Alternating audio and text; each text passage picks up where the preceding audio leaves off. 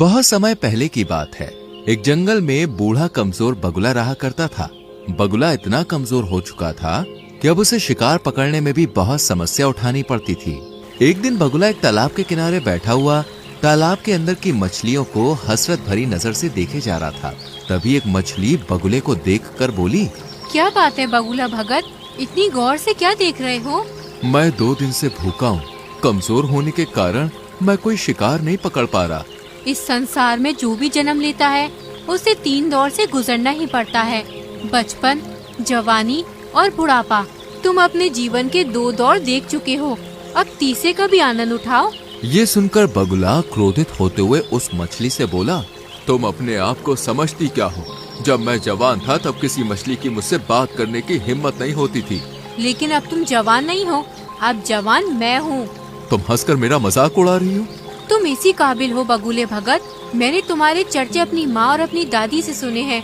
जब तुम जवान थे तब तुम बहुत ही बुरे स्वभाव के थे। अब तुम बूढ़े हो चुके हो, इसलिए तुम्हारा मजाक उड़ाकर मैं तुमसे अपने पूर्वजों के साथ किए गए दुर्व्यवहार का बदला ले रही हूँ। बस इतना बोलकर मछली बगुले का मजाक उड़ाती हुई वहाँ से चली गई। बगुला उदास होकर जाती हुई मछली को देखकर अपने आप से बोला, काश मैं जवान होता तो इस स्वादिष्ट मछली को जरूर खाता। मगर बगुला नहीं जानता था कि इस दृश्य को दूर से एक कबूतर बैठा हुआ देख रहा था। कबूतर तुरंत उड़ता हुआ मीनू मौसी और रानू चिड़िया के पास जा पहुंचा और उन दोनों की ओर देखकर बोला, जब से मैंने बगुले का हाल देखा है तब से तो मुझे बुढ़ापे से डर लगने लगा है। रानू चिड़िया चौंकती हुई बोली, तुम कहना क्या चाहते हो? रानू, आज मैंने तालाब के किनारे एक बूढ़े बगुले को देखा। मैंने देखा कि किस तरह से एक मछली उसके बुढ़ापे का मजाक उड़ाती हुई वहाँ से चली गई। वो बेचारा बगुला 2 दिन से भूखा है। कबूतर की बात सुनकर रानू चिड़िया उदास होती हुई मीनू मौसी की ओर देखकर बोली, मीनू मौसी, क्या हम भी जब बूढ़े हो जाएंगे तो क्या हमारा भी हाल बगुले की तरह होगा? नहीं रानू, ऐसा कुछ नहीं होगा, क्योंकि हम सभी अपने बुढ़ापे का इंतजाम करके चलेंगे।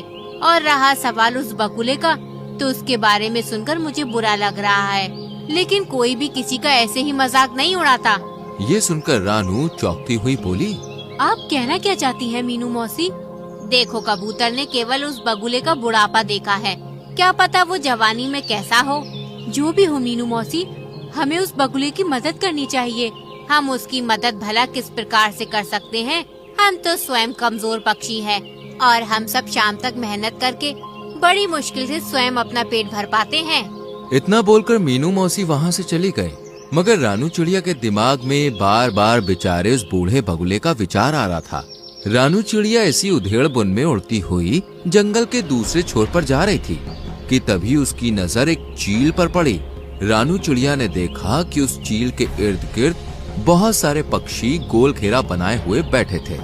अरे ये चील तो हमारे जंगल की नहीं लगती, और ये सारे पक्षी इस चील के सामने सम्मान पूर्वक क्यों बैठे हुए हैं? मुझे जाकर पता करना चाहिए। रानू चिड़िया उड़ती हुई उस चील के पास पहुंच गई और वहां बैठे हुए काले कौवे से बोली, काले कौवे, आखिर हमारे जंगल के सारे पक्षी इस चील के सामने क्यों बैठे हुए हैं? और ये चील तो हमारे जंगल की नहीं लगती। रानू, ये कोई मामूली चील नहीं है, बल्कि चमत्कारिक और विचित्र चील है, जो दूसरे जंगल से भ्रमण करती हुई यहाँ तक आई है। कुछ दिनों बाद ही यहाँ से चली भी जाएगी। जितने भी पक्षी यहाँ मौजूद हैं, उनकी कोई ना कोई समस्या है। वो सब अपनी समस्याओं का समाधान करवाने के लिए इस चील के पास बैठे हैं। रानू चिड़िया हंसते हुए काले कौवे से बोली, मुझे तुमसे ऐसी अंधविश्वास भरी बातों की उम्मीद नहीं थी। नहीं रानू, मैं स्वयं अपनी आंखों से इस चील का चमत्कार देख चुका हूँ। तभी वो चील रानू चिड़िया की ओर देखकर बोली, मैं कोई पाखंडी चील नहीं हूँ, मुझ में वास्तव में चमत्कारिक शक्तियाँ हैं। मैं कैसे मान लूँ?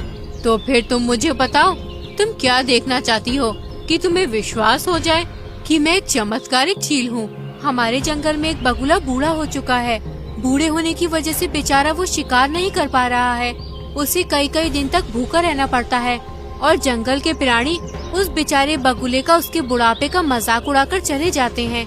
अगर तुम वास्तव में चमत्कारिक चील हो तो फिर तुम कुछ ऐसा करके दिखाओ कि वो बगुला दोबारा जवान हो जाए। रानू चिड़िया की बात सुनकर चील रहस्यमयी अंदाज में